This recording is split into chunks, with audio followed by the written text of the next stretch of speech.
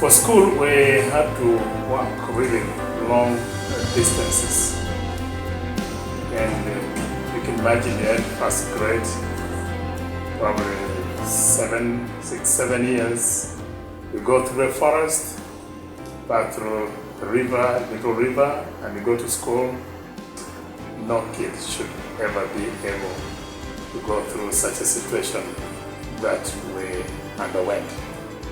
So that inspired me right from my younger age of high school.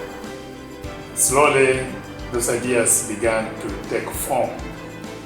And when I began to have a little means here and there, I was able, first of all, to begin to support the education of disadvantaged children through very meager resources and every sort of help that would come my way.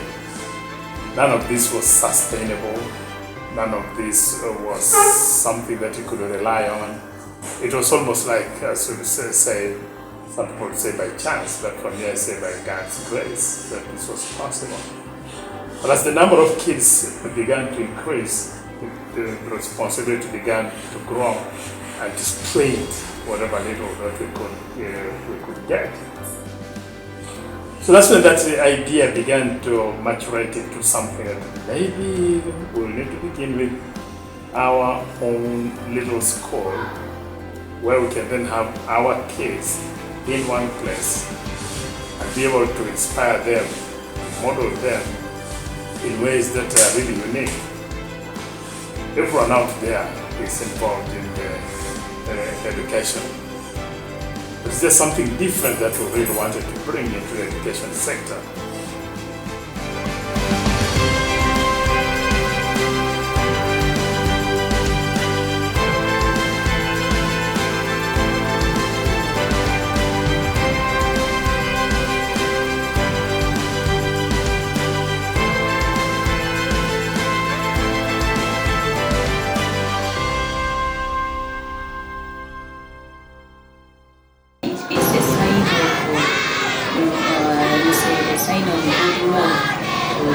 School. You have to make sure that at least you give children the time, you give them a chance, you pay attention to them, you guide them, you lead them to the direct way you are supposed to live. And since we are dealing with the pre-primary school whereby these children are still young, so we need to guide them in all various activities, places where we are.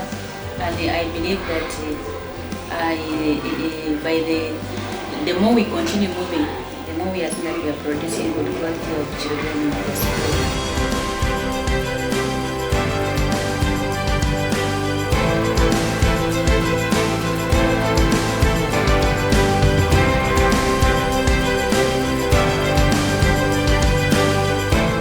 For us, our accent is really integral human development. The human being is not just intellectual.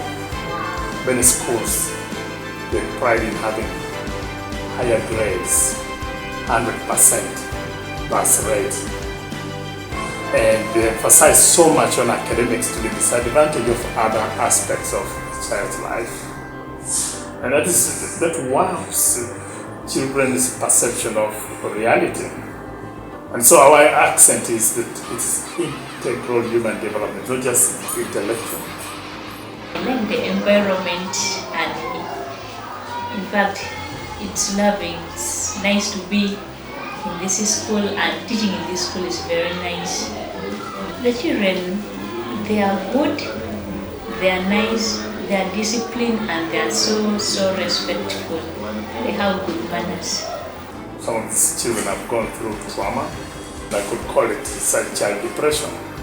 They are younger kids, but so much responsibility is put upon them. Like these particular ones that we brought by their mothers at the age of 7. You are taking care of your siblings, you are cooking, you are cleaning, and mom is not there, dad is not there, you have no idea where dad is, and mom leaves in the morning and comes back in the night. Probably she's intoxicated and uses kids and want to attend to those issues. in order to help them to resolve those issues, to make them experience love once more, to make them recognize that they are valued as human persons in spite of their poor backgrounds, their traumas that they have gone through. After 1 semester, 2 semesters, you begin to see a transformation and change, a recognition in the life of these kids that they are once more becoming real kids. They are springing back to life. And you see the joy of seeing them become kids once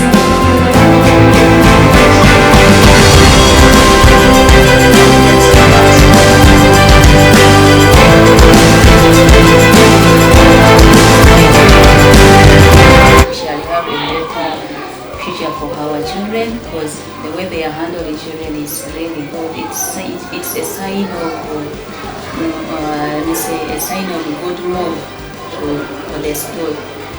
So we began from the very basic. We said we are going to start in the garden, or what we call in Ugandan nursery school, and we journey with those first products up to the extent that we know we shall also be able to sit for national examinations, so what we call here primary living education. So we began with baby class, the next year went to middle class, the next year went to third class, and then we said, well, we're taking our graduates, so we started with the primary one of first grade, and now as we speak we are in third grade. Our greatest challenge right now is space. We have very small spaces, we have very small classrooms, we have very limited boarding facilities. And that's why we have a mega project that will help us to get standardized classrooms that meet the codes that are required by the Ministry of Education and Government, so that we can be able to really do the things that we are supposed to do in the right way. So these are standardized classrooms. They have security, they have all these aspects that are intended that, for the safety standards, the right materials that are being used, the right sizes and right exit points, and that's what we have begun to embark on. We are really limited on resources because we rely on people of goodwill. We rely on people who have made their sacrifices and little donations. And little by little, we know we shall be able to achieve the dream that we have. One still say that I pray for the development of the school, and I pray that the school develops both outside and also inside, that the community is able to see what is coming out from the school, and I pray the school to continue with the teamwork, such that we are able to move in a good motive. Actually, I teach reading and English. From P1 I teach reading and English, P2 I teach English, P3 I teach reading. Basing on what is going on right now, there is construction and a lot of promises, and in those promises I see most of them are happening. So I expect the school to grow big and be one of the powerful ones here in Soroti, or even beyond Soroti. Because there is a good teaching staff, the administration, all the workers are actually committed to their work. Yes. Our dream is eventually to have a model primary school, a model grade school that attends, as I said, to all those aspects of the children, but in such a way that we make them responsible citizens in all aspects of their lives, to gain that confidence, to gain that value as human persons, to recognize that they are created in the image and in the likeness of God. And so we are very proud of the work that many people have done, our partners, our supporters, our friends, those who wish us well. We are so proud also of the work that is done by the team that mobilizes those resources, called Uganda, that is based in the United States as a not-for-profit organization. It is incorporated in the state of Illinois as a not-for-profit organization. They're the ones that help us, especially in the infrastructural development aspects of our school. We're also so proud of the team, the leadership team, the director, the board of governors, the management, that really have taken the reins of what we are doing. They have embraced the vision, and they are doing everything possible within the limited resources that are available.